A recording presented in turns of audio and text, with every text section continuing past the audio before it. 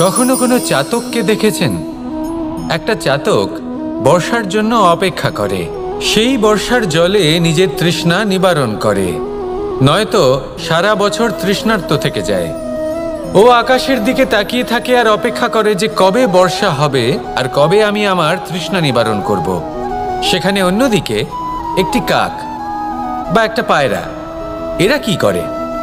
যেখানে জল পায় পান করে নেয়, যেখানে খাবার পায় খেয়ে নেয়, আত্মীয় স্বজন বন্ধু বান্ধব যাকেই পায় তার সাথে সময় কাটায়, খাবার খায় আর চলে যায়। এবার এদের মধ্যে মিল কোথায় আর পার্থক্য কোথায়?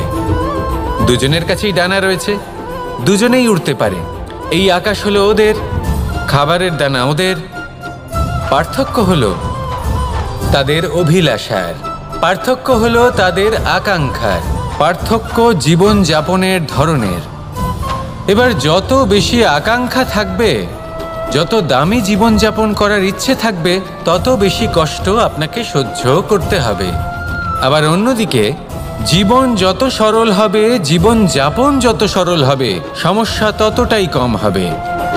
তাই সবসময় চেষ্টা করবেন আপনার মানসিকতা এবং আপনার জীবন যেন সরল হয়। ভালোবাসতে থাকুন। যদি কেউ আপনাকে ভালোবাসে, তাকেও আপনি ভালোবাসা ফিরিয়ে দিন। তাদের সাথে কথা বলুন, কিছু তাদের কথা শুনুন, কিছু নিজের কথা বলুন। দেখবেন সকল তাপ উত্তাপ দূর হয়ে গেছে। এটাই তো হলো জীবনের সারমর্ম। তাই প্রেমে থাকুন, ভালোবাসুন, আর ভালোবেসে আমার সাথে বলুন রাধা রাধা।